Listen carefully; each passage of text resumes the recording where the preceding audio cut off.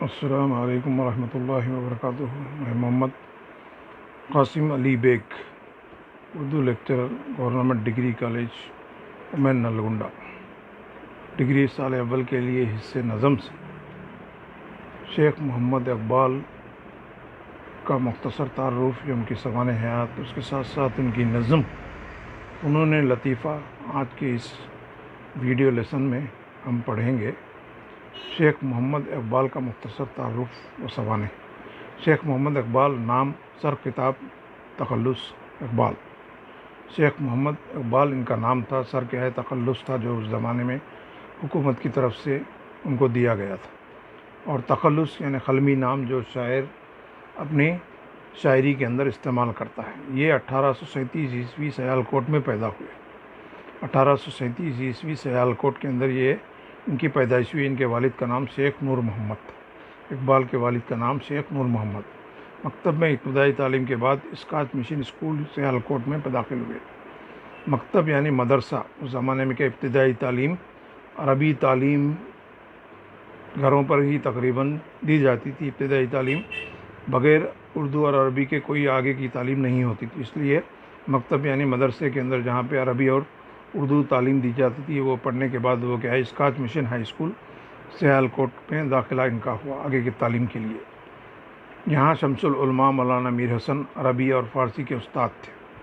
یہاں پہ ایک بہت بڑے مشہور استاد شمس العلماء کے خطاب جس کو دیا گیا تھا، میر حسن عربی اور فارسی کے استاد تھے۔ اس زمانے میں عربی اور فارسی زبان زیادہ پڑھی جاتی تھی، اس کے بعد آہستہ آہستہ کیا اردو کی تعلیم شروع ہوئی۔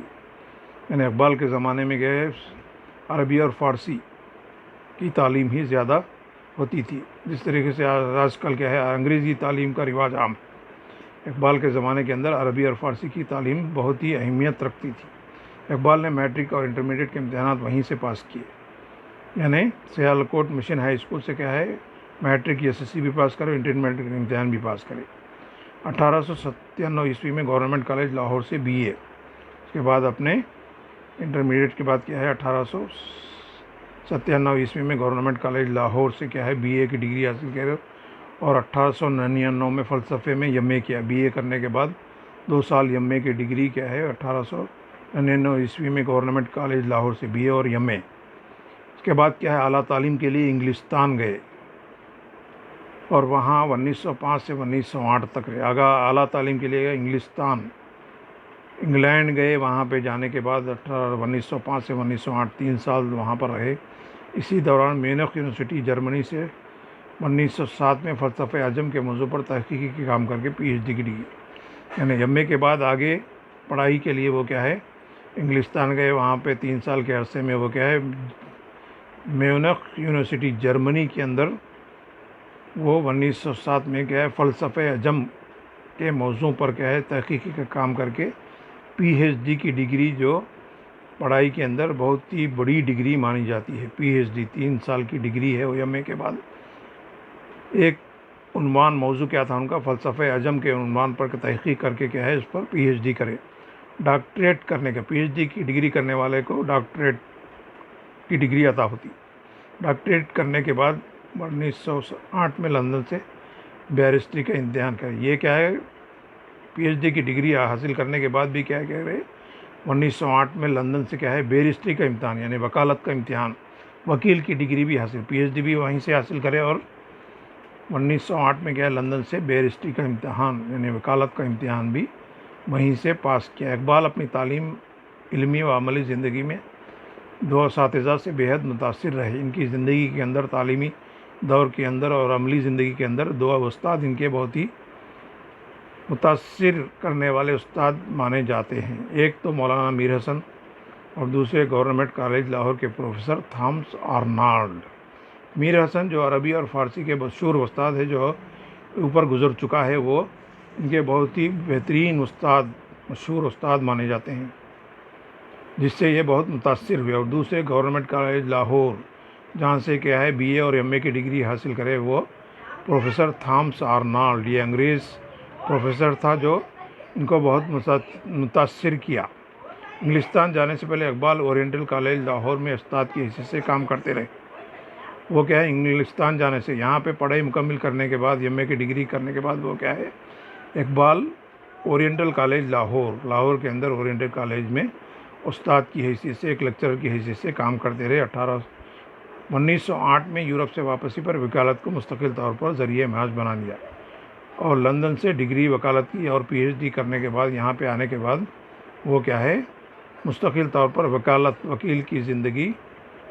کی پریکٹس شروع کر کے ایک وکیل کی حیثیت سے اپنے لیے ذریعہ معاش روزی روٹی کا کمانے کا ذریعہ شروع کرے۔ اپنی ایک وکالت کی ڈگری حاصل کرنے کے بعد اس پر اپنی وکالت کو روزی روٹی کا ذریعہ بنا لیا۔ البتہ جزوی وقت استاد کی حیثیت سے گورنمنٹ کالج لاہور میں بھی پڑھاتے۔ اس کے ساتھ ساتھ وکالت کے ساتھ ساتھ وکیل ہونے کے ساتھ کورٹ کو جانے کے ساتھ ساتھ کیا ہے وہ جزوی وقت یعنی چند گھنٹوں کے لیے کیا ہے استاد کی حیثیت سے گورنمنٹ کے لاہور میں ایک لیکچرر کی حیثیت سے وہاں پہ بھی جا کر کچھ پڑھاتے تھے۔ 21 اپریل 1938 کو لاہور میں ان کا انتقال ہوا۔ یہ ساری خدمات کرتے کرتے وکالت کرتے کرتے اور ایک استاد ڈگری کالج کے استاد کی حیثیت سے پڑھاتے ہوئے یہ 1938 عیسوی کو لاہور کے اندر ان کا انتقال ہوا، اپنے مالک حقیقی کے جا ملے۔ اقبال ہندوستان کی جدوجہد آزادی کے اولین نقیبوں میں سے ہیں۔ یہ ان کی زندگی یہاں پہ مکمل ہو گئی۔ وہ ان کی خدمات کیا کیا تھیں، وہ اپنے وطن ہندوستان کے لیے کیا کرتے تھے، ہندوستان کی آزادی کے لیے یہ کیا ہے لڑائی لڑنے والوں میں پہلے اول درجے کے کیا ہے ایک شاعر مانے جاتے ہیں۔ ان کی قومی اور وطنی نظمیں صرف اردو ہی نہیں بلکہ ساری دنیا ہندوستانی زبانوں کی قومی شاعری کا قابل فخر سرمایہ۔ یہ اپنے نظموں کے ذریعے کیا ہے وطن کی محبت لوگوں کے دلوں میں اجاگر کرنے کی کوشش کرے۔ ان کی نظمیں کیا ہے ہندوستانی زبانوں کے علاوہ کئی دوسری زبانوں کے اندر بھی کیا ہے ٹرانسلیٹ کی گئیں، ترجمہ کیا گیا اور وہ ایک بہت ہی قابل فخر سرمایہ مانی جاتی ہیں۔ اردو ادب کے اندر بہت ہی قیمتی نظمیں ان کی مانی جاتی ہیں۔ اقبال پہلے پیامبر شاعر ہیں۔ اقبال اردو ادب کے اندر کیا ہے ایک پیامبر، پیام دینے والے لوگوں کے اندر کیا ہے انگریزی کے غلامی تھے۔ ہندوستان اس وقت کیا ہے انگریزوں کا غلام تھا۔ لوگوں کے اندر کیا ہے ایک ایسی نئی سوچ اور سمجھ پیدا کرنے والے اقبال پہلے شاعر ہیں۔ انہوں نے ایک منظم اور مضبوط فلسفہ حیات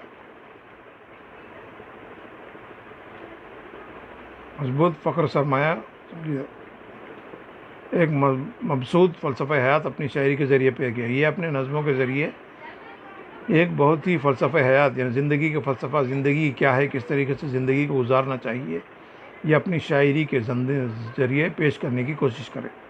اردو شاعری میں اقبال کی منفرد خصوصیت ایک انہوں نے فکر کو اعلیٰ ترین شعریت سے ہم آہنگ کر دیا۔ اقبال کی فکر کی آفاقیت اور فن کی پختکاری انہیں دنیا کے عظیم شعراء کی صف میں کھڑا کر دیتی ہے۔ وہ عظمت انسان کے سب سے بڑے نقیب تھے۔ اقبال کی منفرد خصوصیت ان کی شاعری کے اندر ایک خاص بات یہ تھی کہ وہ انسان کو کیا ہے ایک فلسفہ فکر دینے یعنی انسان کی فکر اور سوچ کو ایک اعلیٰ پیمانے کے ڈھالنے کی کوشش کرتے ہیں، جس کو شعروں کے ذریعے اپنی نظموں کے اندر جوڑ دیا گیا ہے۔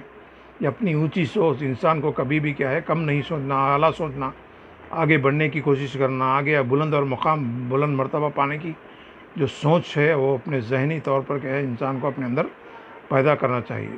ان کی فکر ہر وقت کیا ہے آفاقیت یعنی آسمان کی بلندیوں کو چھونے کی فکر ان کے ذہن کے اندر فکر کے اندر ہوتی ہے، اور فن کی پختکاری انہیں دنیا کے عظیم شعراء میں ان کے اندر جو ایک خاص فن تھا، ایک خاص انداز تھا جو اپنی شاعری کے ذریعے اپنے اشعار کے ذریعے دنیا کے لوگوں کو کیا ہے ایک بہت ہی قیمتی پیغام دیا۔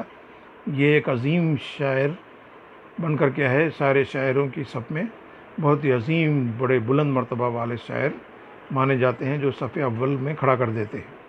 وہ عظمت انسان کے سب سے بڑے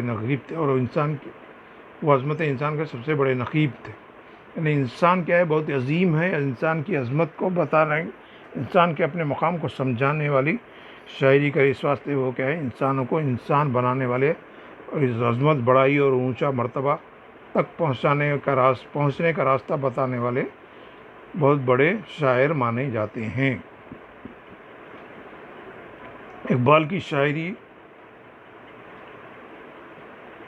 اور فلسفے کا محور خودی، عشق اور عمل ہے۔ یعنی اقبال کی شاعری کے ذریعے ان کی شاعری کی خصوصیات کے اندر محور خودی ہے، یعنی انسانی زندگی، انسان کیا ہے، اپنے آپ کو میں کیا ہوں پہچاننا ہے، خودی۔ ان کا ایک مشہور شعر ہے، خودی کو کر اتنا بلند، ہر تقدیر سے پہلے خدا بندے سے خود پوچھے، بتا تیری رضا کیا ہے۔ یعنی خود کو پہچاننا کہ میں کیا ہوں۔ میں 18,000 مخلوقات میں اللہ تعالیٰ نے مجھ کو افضل بنایا ہے، اشرف بنایا ہے، ایک ذہن والا، ایک عقل اور سوچ سمجھ رکھنے والا بنایا ہے۔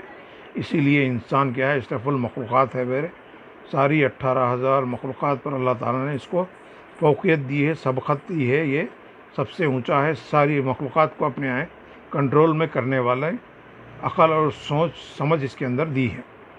اور عشق اور عمل، انسان کو خودی یعنی اپنے آپ کو پہچانا، اس کے ساتھ عشق اور عمل، یعنی عشق کیا ہے اور عمل کیا ہے۔ عشق یعنی اللہ تعالیٰ سے سچی محبت ہونا چاہیے۔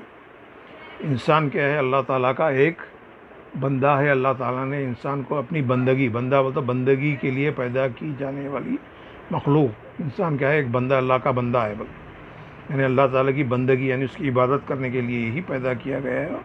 اور سچی محبت، سچا عشق تو اللہ تعالیٰ سے ہی ہونا چاہیے۔ عشق دو طرح کے، دنیاوی ہی عشق ہے اور حقیقی عشق ہے، اور فانی عشق ختم ہونے والا ہے۔ عشق حقیقی ہے اور اس کے مجازی بول۔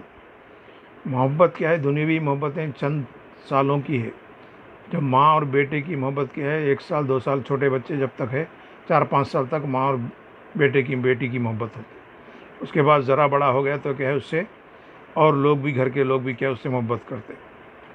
ہر چند سالوں کے اندر کیا ہے، ہر ایک محبت ہر ایک الگ الگ لوگوں سے جڑی ہوئی۔ جب اسکول گیا تو وہاں پہ اس کے استاد، اس کے ساتھی، اس کے ساتھ ملنے جلنے والے، اس کے دوست احباب، اس کی انہوں کے ساتھ ایک الگ محبت کا رشتہ قائم ہوتا ہے۔ اور اس سے آگے بڑے تو کیا ہے، انسان کی شادی ہوتی ہے تو میاں اور بیوی کی محبت ہوتی ہے۔ یہ ساری محبتیں کیا ہے، دنیا کے اندر پائی جانے والی ساری محبتیں۔ پھر ماں بنتی ہے تو پھر ماں اور بیٹے کی محبت وہ الگ ہوتی ہے۔ یہ سارے دنیاوی عشق کیا ہے، ختم ہونے والے، اور حقیقی عشق اللہ سے ہونا ہے۔ یہ ان کی شاعری کے اندر حقیقی عشق کی زیادہ تعلیم ہم کو ملتی ہے، یعنی اللہ تعالیٰ سے محبت، اللہ کی بنائی ہوئی ہر ایک چیز کو دیکھ کر کیا ہے، ہم اللہ تعالیٰ کی قدرت اور اس کی بڑائی کو سمجھنا ہے، اور اللہ تعالیٰ سے سچی محبت کا پکا رشتہ ہم کو قائم کرنا ہے۔ اس کے ساتھ ساتھ خالی محبت کے جھوٹے دعوے کرنا نہیں، بلکہ اس کے عمل بھی کرنا ہے۔ میں اللہ کا بندہ ہوں، اللہ کا بندہ ہوں، اللہ کا بندہ ہوں، نیک بندوں میں شمار ہونے کے واسطے اس کے لیے کیا ہے، عمل بھی ضروری ہے۔ خالی محبت کے جھوٹے دعوے کافی نہیں۔ ہم نام کے مسلمان رہ گئے، کام کے نہیں۔ خالی نام تو رکھ لیتے، لیکن عمل کے ذریعے ہم اپنی مسلمانیت کو ظاہر نہیں کرتے۔ ہمارا عمل کیا ہے، غیروں کی طرح ہوتا ہے۔ اسی لیے انسانی تعلیمات، اسلامی تعلیمات کو حاصل کرنا ہے، قرآنی تعلیمات کو حاصل کرنا ہے، اور حاصل کرنے کے ساتھ ساتھ جو بھی علم ہم کو ملا اس پر عمل بھی کرنا ہے۔ علم جب تک کامیاب نہیں، علم حاصل کرنے والا جب تک صحیح نہیں، جب تک کہ اس پر خود وہ عمل نہ کرے۔ علم ہے مگر عمل نہیں ہے تو کیا ہے، یہ بھی انسان کی بے وقوفی ہے۔ علم جتنا بھی ہے اس پہ تھوڑا بھی ہے تو اس پہ عمل کرنا۔ زیادہ علم حاصل کر لینا، اپنے آپ کو بڑا عالم سمجھ لینا، بڑا پڑھا لکھا سمجھ لینا، یہ انسان کی عقل کے خلاف ہے، یہ انسانیت نہیں ہے۔ اور اپنے آپ کو بڑا جاننے والا، علم رکھنے والا سمجھنا، یہ غلطی ہے۔ علم تھوڑا بھی ہے تو اس پہ عمل کرنا، یہی اصل عالم ہے۔ علم کے ساتھ عمل کرنے والے کو ہی عالم کہتے ہیں۔ خالی علم حاصل کرنے والا عالم نہیں ہوتا۔ علم کے ساتھ عمل ہے تو وہ کیا ہے، صحیح معنوں میں عالم۔ لوگ بول لیتے عالم پڑھے لکھے کو، لیکن عمل بھی شرط ہے، ضروری ہے، لازم ہے۔ علم کے ساتھ عمل ضروری ہے۔ ان موضوعات کو انہوں نے جس شاعرانہ کمال کے ساتھ بیان کیا، وہ انہیں اردو شاعری میں عظمت اور احترام کے اس مقام پر پہنچا دیتا ہے جہاں بہت کم شاعروں کی رسائی ہے۔ یہ ساری خصوصیات انسان کا فلسفہ خودی، عشق، عمل، یہ موضوعات جو ان کی شاعری کے ہے، وہ بہت ہی شاعری کے اندر ایک کمال کا فن پیدا کرتے ہیں، شاعری کے اندر بہت ہی خصوصیت اور خاصیت پیدا کرتے ہیں۔ اسی لیے اردو شاعروں کے اندر اقبال کو بہت ہی عظمت اور احترام کے نظر سے دیکھا جاتا ہے۔ یہ ان کی شاعری کے کمالات ہیں، ان کے اشعار ہیں جو نظمیں ہیں، یہاں تک پہنچنا بہت ہی کم شاعروں پہنچ سکتے ہیں. رسائی یعنی پہنچ، اپنے ایک بلند مقام اور مرتبہ زمانے کے موجودہ شعراء کے اندر بنانا، یہ بہت ہی کم شاعروں کو ملتا ہے. اقبال اپنے دور کے بہت ہی مشہور شاعر مانے جاتے ہیں. اردو میں اقبال کے 3 مجموعے کلام ملتے ہیں. اقبال کے شاعری کے اندر 3 مجموعے کلام ہیں اردو کے اندر: بانگ زیرہ، بال جبریل، ضرب کلیم. یہ اردو شاعری کے مجموعے کلام ہیں. اس کے علاوہ ارمغان حجاز میں اردو اور فارسی دونوں کا کلام شامل ہے. اور ایک مجموعہ ہے چوتھا جو کہ ہے ارمغان حجاز، اس میں اردو اور فارسی دونوں شاعری، اردو شاعری بھی اور فارسی دونوں ملا کے یہ چوتھا مجموعہ ہے.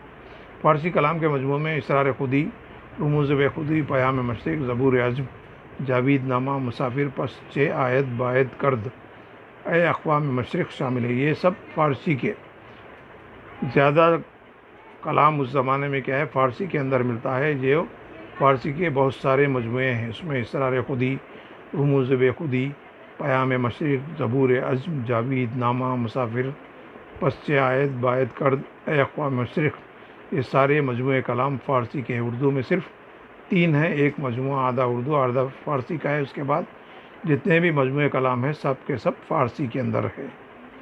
اردو نثر میں اقبال کے مکاتب بڑی اہمیت کے حامل ہیں.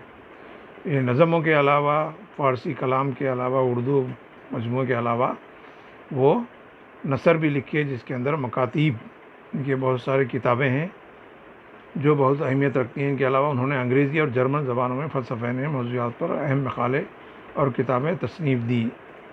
اردو اور فارسی کے علاوہ بھی کیا ہے وہ انگریزی جرمن زبانوں میں بھی بہت سارے عنوانات پر کیا ہے موضوعات پر کیا ہے اہم مضامین لکھے، کتابیں لکھے جو بہت ہی اہمیت کی حامل ہیں.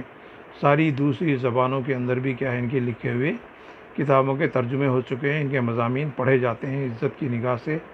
اور اقبال کو کیا ہے بہت ہی اہم شاعر اردو اور ادب کے اندر مانا جاتا ہے. ان کی ایک ایک شعر کے اندر بہت سارے علماء اس بات پر متفق ہے کہ ان کی شاعری کے اندر احادیث ہے یا قرآنی آیات کا ترجمہ ان کی شاعری کے اندر ہم کو ملتا ہے. یعنی بہت ہی اہم شاعر ان کو سمجھا جاتا ہے. اردو ادب کے اندر اتنا مشہور شاعر اور اسلامی تعلیمات کو انسان کو ایسی بلند فکر دینے والا، انسان کو اپنے آپ کو سمجھنے کی صلاحیت کو پیدا کرنے کی جو کوشش ہے، خود ہی کو سمجھنے کی، اپنے آپ خود کو پہچاننے کی جو خصوصیات ہے شاعری کی، یہ بہت کم شاعر ہوتے ہیں. ان کی شاعری بہت ہی اہمیت کی حامل ہے. یہ بہت بڑے پائے کے بزرگ شاعر مانے جاتے ہیں جو اسلامی تعلیمات اور حدیث کے ساتھ ساتھ ساری باتیں ان کی شاعری کے اندر ایک ایک شعر سے ایک ایک آدمی اپنی زندگی سدھار سکتا ہے. نہ سمجھو گے تو مٹ جائے گا اے ہندوستان والو، تمہاری داستان تک نہ ہوگی یہ داستانوں میں. یہ ان کا مشہور شعر ہے جو انہوں نے اس وقت ملک کے حالات کو دیکھ کر مسلمانوں کے اندر غیرت دلانے کے لیے، مسلمانوں کے جذبات کو ابھارنے کے لیے، انگریزوں کے خلاف اپنے آپ کو تیار کرنے کے لیے کہا کہ اے لوگوں، نہ سمجھو گے تو مٹ جاؤ گے اے ہندوستان والو. ہندوستان کے لوگ انگریزوں کی چالوں کو نہیں سمجھے، ان کی غلامی سے اپنے آپ کو نکالنے کی کوشش نہیں کرے تو انگریز تم کو کیا ہے اس ہندوستان سے ختم کر دیں گے. تمہاری داستان تک نہ ہوگی داستانوں میں، یعنی تمہارا صفائی اس طریقے سے ہو جائے گا ہندوستان کی تاریخ کے اندر مسلمانوں کا یا انسانوں کا نشان، نام و نشان، ہندوستانیوں کا نام و نشان بھی باقی نہیں رہے گا. یہ اس طرح کے اشعار ان کی شاعری کے اندر ہزارہ اشعار ہم کو ملتے ہیں. ایک ایک شعر کے ذریعے وہ انسانی زندگی کا فلسفہ اس میں سمجھانے کی کوشش کرتے ہیں. یہ ان کی شاعری، ان کی خصوصیات، ان کے مجموعے کلام، یہ ان کا مختصر تعارف. اس کے ساتھ ساتھ آگے ان کی ایک نظم فنون لطیفہ جو مختصر نظم ہے لیکن اس کے اندر بہت بہترین باتیں انہوں نے بہت ہی مؤثر انداز میں پیش کی ہیں. اے اہل وطن ذوق نظر خوب ہے لیکن جو شے کی حقیقت کو نہ دیکھے وہ نظر کیا. مقصود ہنر سوز حیات ابدی ہے، ایک نفس یا دو نفس مثل شرر کیا. جس سے دل دریا متلاطم نہیں ہوتا، اے خطرے نسیاں وہ صدف کیا وہ گہر کیا. شاعر کی نوا ہے کہ مغنی کا نفس ہو، جس سے چمن افسردہ ہو وہ باد سحر کیا، بے معجزہ دنیا میں ابھرتی نئی قومیں، جو ضرب کلمی نہیں رکھتا وہ ہنر کیا۔ اس مختصر نظم کے اندر شاعر نے کیا ہے اپنے اندر ایک ایسے فن کو پیدا کرنے کی طرف توجہ دلائی ہے۔ انہوں نے فکر و فن کو شاعری کے میں ڈھال کر قوم کے ذہن کو بیدار کیا۔ یعنی فن کیا ہے؟ فن علم، اسلامی تعلیمات، قرآن اور حدیث کا علم حاصل کرنا یہ کیا ہے؟ علم ہے۔ اور اس کے علاوہ دنیاوی جو بھی تعلیم ہے وہ کیا ہے؟ فن کے اندر آتی ہے۔ اور یہ دنیا کے اندر اگر اپنے آپ کو اونچی قوم بنانا ہے، اونچا بنانا ہے، ہر ایک سے اپنے آپ کو بہتر بنانا ہے، تو علم کے ساتھ ساتھ کیا ہے؟ فن بھی سیکھنا ضروری ہے، یعنی دنیاوی علوم بھی حاصل کرنا ضروری ہے۔ خالی دین ہی علم حاصل کر لینے سے کیا ہے اپنی زندگی، اپنا مقام اور مرتبہ دنیا کے اندر نہیں بنا سکتا۔ جب ہم دنیاوی زندگی کے اندر جی رہے ہیں، اللہ تعالیٰ نے ہمیں زندگی دی ہے، عقل دی ہے، سمجھ دی ہے، تو کیا ہے دنیا کے اندر جینے کے لیے دنیاوی علم بھی حاصل کرنا ہے، جو ایک فن کے درجے میں۔ وہ کہتے ہیں کہ دنیا کے اندر عشق، حرکت اور عمل اور حقیقت اپنے اندر پیدا کرنا ہے۔ انسانی زندگی کیا ہے؟ پیدا کرنے کا اپنے آپ مقصد کو سمجھنا ہے۔ فن کی تعریف کرتے ہوئے کہتے ہیں کہ شاعر کا آواز ہو یا گانے والے کا راگ، یعنی شاعر کی شاعری ہو یا اس کا شاعری کو گانے والے کی آواز، راگ، وہ دل کو کیا ہے تڑپا دیتی ہے، اس کے اندر ایک بے چینی کی کیفیت پیدا کر دیتی ہے۔ دنیا کے اندر اگر ہم بہترین زندگی گزارنا ہے تو اس کے ساتھ کیا ہے؟ علم کے ساتھ ساتھ کیا ہے؟ فن بھی ہونا ضروری ہے۔ وہی اصل زندگی میں مستقل طور پر کام آنے والی چیز ہے۔ فن یعنی ہنر، دنیاوی پڑھائی ہی دنیا کے اندر اپنے کو کام آنے والی ہے۔ اس کے لیے بھی کیا ہے اپنے یہاں جستجو اور لگن کے ساتھ کیا ہے اپنے زندگی کو اس سے بھی کیا ہے بھرپور فائدہ اٹھانا ہے۔ دنیاوی زندگی کے اندر کیا ہے اپنے اندر ہنر بھی پیدا کرنا ہے، اور حیات ابدی یعنی اصل جو زندگی ہے اس کی طرف بھی توجہ دینا ہے۔ ہمیشہ کی زندگی جو آنے والی ہے اس کی بھی تیاری کرنا ہے، اور دنیا کے اندر بھی کیا اپنے فن کے ذریعے کیا ہے اپنی روزی روٹی کا ذریعہ بھی بنانا ہے، اور اپنے اندر ایک جستجو اور تڑپ پیدا کرنا ہے کہ ہم آگے جانے کے بعد اپنی اصل زندگی کس طریقے سے کامیاب بنائیں۔ دنیاوی ضرورت کے حساب سے کہ دنیا کے اندر کچھ روپیہ پیسہ دولت کمانا ہے، دنیاوی ضروریات پوری کرنا ہے، اور جینے کے لیے کیا ہے کھانا پینا ساری چیزیں ضرورتیں لگی ہوئی۔ اس کے ساتھ ساتھ کیا ہے اپنی اصل فکر اور وہ تڑپ کیا ہے کہ اصل آنے والی زندگی ہی اصل ہے۔ اور جس طریقے سے بارش کا ایک ایک قطرہ قیمتی ہے، اسی طریقے سے زندگی کا ایک ایک لمحہ بھی قیمتی ہے۔ دنیاوی زندگی کے اندر ایک ایک دن قیمتی بنا کر ہم آگے بڑھنا ہے۔ پانی کا ایک ایک قطرہ کیا ایک موتی کی ہی قیمت رکھتا ہے، بہت ہی قیمتی ہوتا ہے۔ اسی طریقے سے دنیا کا انسانی زندگی کا ایک ایک لمحہ بھی قیمتی بنانا ہے، اس کو بنا کر کیا ہے ہم آگے بڑھنا ہے۔ شاعر کی نوا ہو کہ مغنی کا نفس ہو، جس سے چمن افسردہ ہو وہ باد سحر کیا۔ اور دنیا کے اندر کیا ہے کوئی اچھے سے اچھا گانے والا ہے، کوئی اچھے سے اچھا شاعر بھی ہے، اور اس کی شاعری کو کیا ہے نظموں کی شکل میں گا کر لوگوں کے دل کو بہلانے والا ہے۔ اور دنیا کے اندر چمن ہے جس میں کیا ہے باد سحر، یعنی ٹھنڈی ہوا سے کیا ہے چمن کے اندر کیا ہے خوبصورت پھول کھلتے ہیں، اور چمن ہر طرف کیا ہے خوبصورت نظر آتا ہے۔ اسی طریقے سے انسان کی زندگی بھی بہت قیمتی ہے، جو کیا ہے دوسری قوموں کے اندر ایک انقلاب پیدا کرنے کے لیے انسان کو اپنے آپ تیار کرنا ضروری ہے۔ بے معجزہ دنیا میں ابھرتی نہیں قومیں، جو ضرب کلیمی نہیں رکھتا وہ ہنر کیا۔ دنیا کے اندر اگر ہم کچھ کر کے دکھانا ہے تو اپنے آپ کو ترقی یافتہ بنانے کے لیے علم کے ساتھ ساتھ ہنر بھی سیکھنا ضروری ہے۔ دنیا کے اندر کوئی بھی قوم اس وقت تک کامیاب نہیں ہو سکتی جب تک کیا ہے وہ علم کے ساتھ ساتھ کیا ہے ہنر بھی اس کے اندر پیدا نہ ہو۔ علم اور ہنر دونوں چیزیں ہیں تو انسان دنیا کے اندر کوئی معجزہ کر دکھا سکتا ہے، کوئی ایک نئی بات نیا کام کر سکتا ہے، جو کیا ہے ایک معمولی آدمی نہیں کر سکتا۔ پڑھا لکھا آدمی ہی کیا ہے ایک اچھے سے اچھا کام، ایک نئی چیز کا ایجاد کر سکتا ہے۔ جو ایک انسانی معجزہ ہے. یعنی انسان کیا ہے, پڑھا لکھا آدمی ہے تو وہ کیا ہے, اپنی پڑھائی کے بلبوتے پر کیا ہے, دنیا کے اندر ایک نئی چیز, لوگوں کے کام آنے والی چیزیں پیدا کرتا ہے. تو وہی قومیں, وہی لوگ دنیا کے اندر آگے بڑھتی ہیں, ترقی کرتی ہیں, جو کیا ہے علم کے ساتھ ساتھ کیا ہے ہنر بھی رکھتا ہو. وہی سمجھانے کی کوشش اس نظم کے اندر علامہ اقبال نے کی ہے, جو انسانی زندگی کے لیے بہت ہی قیمتی ہے. اور اس کے ساتھ ساتھ ضرب کلیمی, یعنی اچھی سے اچھی بات کرنے کا ہنر بھی ہونا چاہیے. دنیا کے اندر کچھ لوگ کیا ہے, سنگ تراش یعنی پتھروں کو تراش کر خوبصورت سے خوبصورت مورتی بنانے والے ہیں. اور کچھ لوگ اپنی شاعری کے ذریعے, کچھ لوگ اپنی موسیقی یعنی گانے گا کر لوگوں کے دل بہلانے کے لیے, لوگوں کو اچھے سے اچھے چیزیں فراہم کرنے کے لیے کیا ہے, ساری چیزیں اپنے طرف سے کوشش کر رہے ہیں. یہ ساری چیزیں مل کر ہی انسانی زندگی, انسان دنیا کے اندر وہی قومیں آگے بڑھ سکتی ہیں جو اپنے اندر یہ ساری چیزیں پیدا کرے, علم بھی حاصل کرے, فن بھی حاصل کرے, اپنے لیے کیا ہے اچھی سے اچھی چیزیں بنائے, لوگوں کے بھلائی کے لیے, لوگوں کے کام کے لیے. ساری چیزیں دنیا کے اندر بنانا یہ کیا ہے ایک انسان ہی کر سکتا ہے.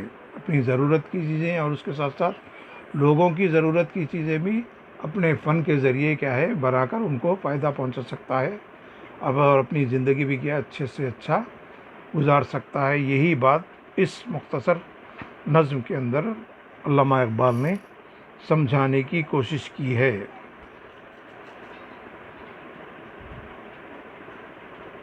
یہیں پہ اقبال کی یہ نظم